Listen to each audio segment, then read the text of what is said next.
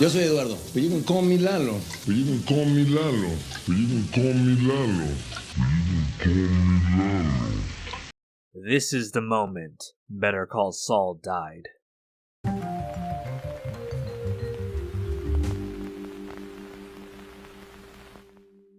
Alright, get those downvotes and hate comments ready, because I'm coming in with some hot takes. I hate Lalo Salamanca.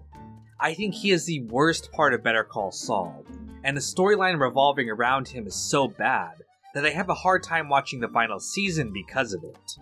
Now, I know that's going to piss a lot of you off. Lalo is considered a fan favorite character, and people rank him up there as one of the best villains in the story. But if we look objectively at what Lalo actually does, we see the problems not only with his story, but the whole cartel storyline in Better Call Saul. Now, my objective with this video isn't to shit all over Better Call Saul. Despite how I might come off at times, I really do like the show. But I just don't see people talking about the plot and pacing issues that I see. They just heap universal praise on the series, and I think it would be disingenuous to not voice the few criticisms that I have. So, in this video, I'm going to be breaking down why I hate Lalo Salamanca, and why he almost ruined Better Call Saul for me. Don't even worry. It's gonna be like I'm not even here. Lalo Salamanca is an antagonist in Better Call Saul, and a high-ranking member of the Mexican cartel. He was actually introduced all the way back in Breaking Bad. In the Season 2 episode called Better Call Saul, Walt and Jesse kidnap Saul Goodman and take him to an open grave in the desert. There, Saul utters this line. Lalo didn't send you? No, Lalo! Who? Oh, thank God! Now, at the time, the reference to Lalo and Ignacio was just a throwaway line.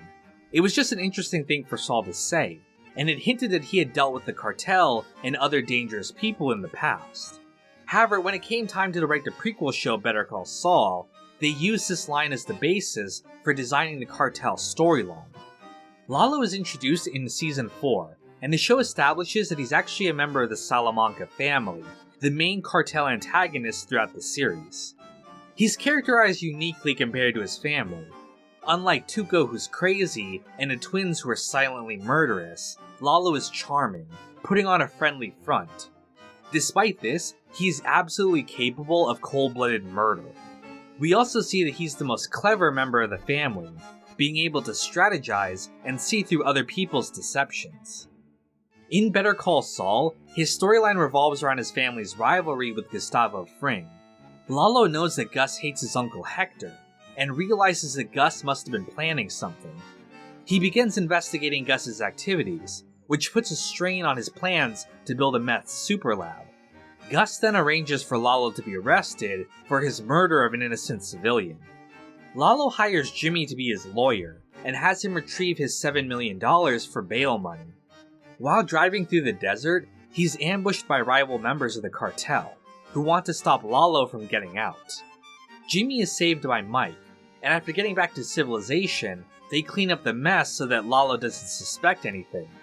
After getting out, he plans on fleeing back to Mexico to avoid prosecution. However, he realizes that Jimmy is lying to him when he finds the shot-up remains of his car. He goes to confront him, but Kim manages to convince him that they didn't betray him.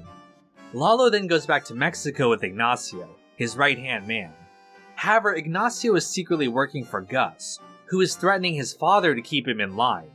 Ignacio opens the gate to Lalo's compound, allowing mercenaries hired by Gus to attack Lalo. Though his people are killed, Lalo survives and manages to take out the mercenaries. Rather than go public though, Lalo fakes his death so that he can ambush Gus, whom he knows is behind the attack. He tries to find proof of his deception, going all the way to Germany to track down the engineers who built the super lab. When that doesn't work, he goes back to Jimmy and Kim. He kills Howard, who's in the wrong place at the wrong time, and then forces Kim to go shoot Gus at his house. However, this is all a diversion to lure Gus to the lab, where Lalo ambushes him. He forces Gus to make a confession on video, but Gus gets the drop on Lalo with a gun he planted in the lab. Lalo then dies in the lab, bleeding, but with a smile on his face. It's him! Oh God, it's him! Jesus, save us! Give it up, Mexican Joker. You don't want to do this. Alright, now why do I hate Lalo so much? After all, most fans of the show really seem to like Lalo, and think he's one of the best antagonists of the series. They think he's cool, they think he's scary, and they love the performance. I will say, Tony Dalton did an amazing job with the role.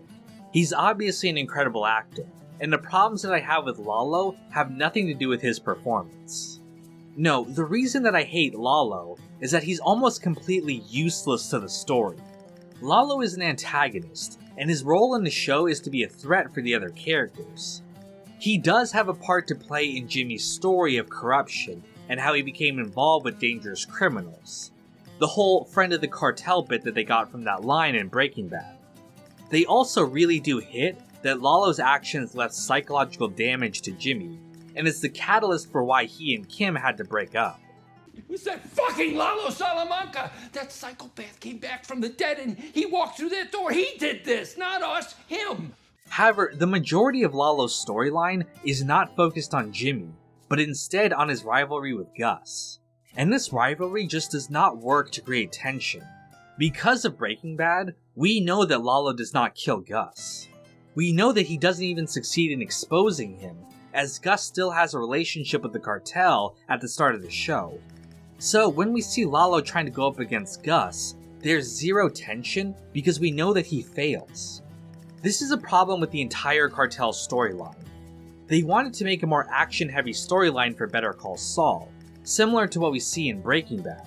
But the problem is that as a prequel, there's just nowhere for the storyline to go.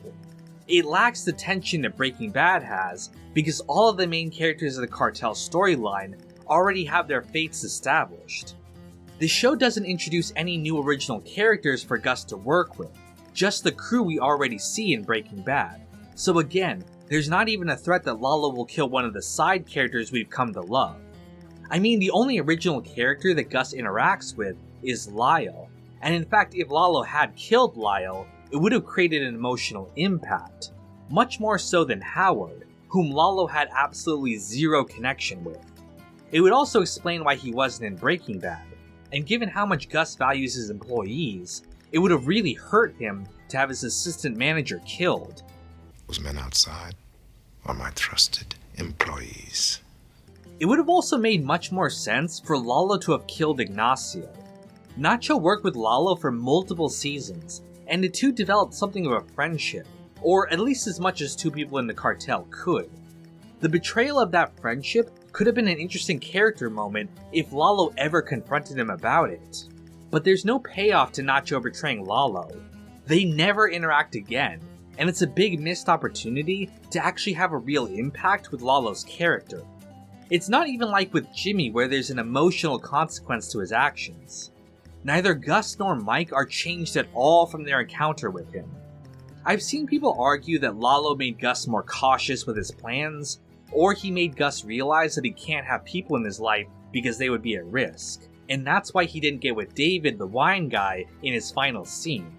But one, Gus was already extremely cautious with his plans. He was operating in secret for years for his revenge, going so far as to even have his neighbor's house outfitted as a secret base to monitor activity and protect himself. And that was before Lalo even entered the scene. So I don't buy that Lalo made Gus into the cautious and patient man that we see in Breaking Bad. I also don't buy that Lalo was the reason that Gus didn't have love in his life. It's not like he had a relationship with David before this, and he broke up with him because he realized that guys like Lalo might use that to hurt him. He was already committed to living alone and focusing on his revenge long before Lalo became involved. If anything, the final scene with David was just reinforcing that Gus chose revenge over any chance at happiness, and it had nothing to do with Lalo. Do you get that meaty, it's almost bloody flavor?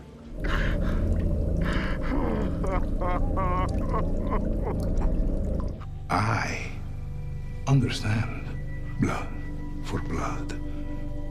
I don't think this was the writer's intentions, but they also inadvertently make Lalo look really stupid. Take this scene where he's laughing because he thinks he had Los Pollos Hermanos burnt down. If you can focus on anything besides his sexy feet, you'll see that he's being played for a fool. Gus knew about his plan and burnt down his own restaurant to keep deceiving him, and Lalo doesn't even realize he's being played. He just comes off like a clown in this scene. You wouldn't get it. Or take his confrontation with Kim. I swear, I'm not trying to go all Sigma male on you or anything, but allowing himself to get talked down to like that by a woman just makes him look weak. Now, Kim's a girl boss, and I love it, but he's a cartel guy. They're supposed to have machismo, and to just scurry off after Kim yelled at him when he knows in his heart that Jimmy betrayed him just makes him seem unintimidating. No offense, but you need to get your house in order. Oh, really? Yeah, really. And finally, I just cannot get over how stupid he looks when he's trying to film the Super Lab. One, he's crawling around the sewer like a rodent, popping out of the storm drain like Pennywise. It's just ridiculous. And two, the whole filming himself thing makes him look like a vlogger, and we all know that people who vlog are cringe as hell. And on top of that, he fucks up his entire plan by calling his uncle on a tapped line. Sure, he comes up with another plan after that, but it just seems sloppy. It's just one non-stop failure after the other. Now, I'm sure people are saying, but Kino, what about the mercenaries? He took them all out and got away. Sure, I guess he finally gets a win in the contrived situation the writers set up for him. But again, this victory has no impact because these aren't characters on the story. They're essentially just extras. The same thing is true of his fight with the German engineer. Lalo managing to take him down has no emotional consequences because this isn't a character that we know or care about. Speaking of the Germany arc, not only is this sequence an incredibly boring tangent because the character is trying to find out information that we, the audience, already know, it also inadvertently makes him look like a loser again. In Germany, he tries to seduce Werner Ziegler's widow, but she ends up turning him down at the end of the night when he wants to come in. Now, I know that what he actually wanted was information about what Werner was building, but the framing of the scene just makes him look like a dweeb who can't score. We never see Lalo with a woman, which means that canonically, this doofus has gotten more pussy than him. Maybe there is something to the whole Lalo-Howard shipping after all. Lalo is like the Boba Fett of Better Call Saul.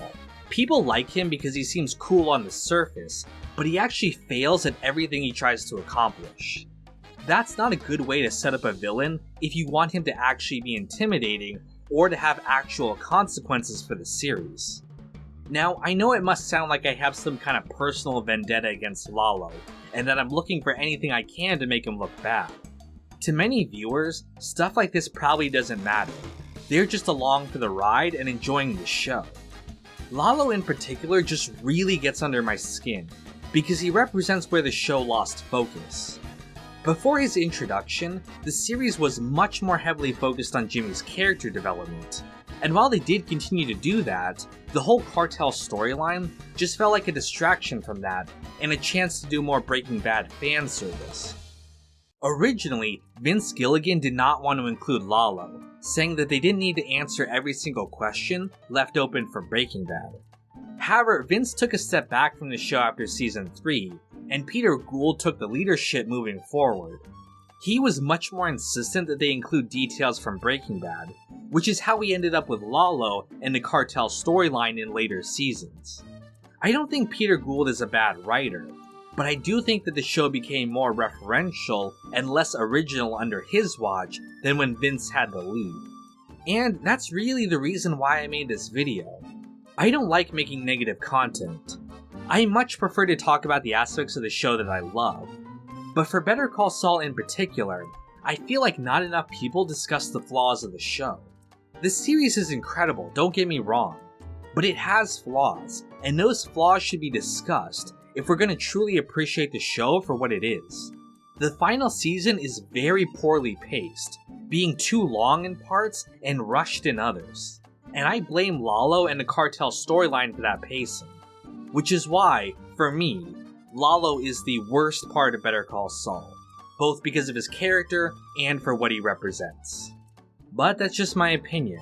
and I know it's an opinion a lot of you are going to disagree with. It's totally possible that I'm wrong about certain aspects of this too, but it's just how I feel about the show. If you disagree with me at all, let me know in the comments. But I hope either way, you've enjoyed this video, and stay tuned for more Better Call Saul content coming soon.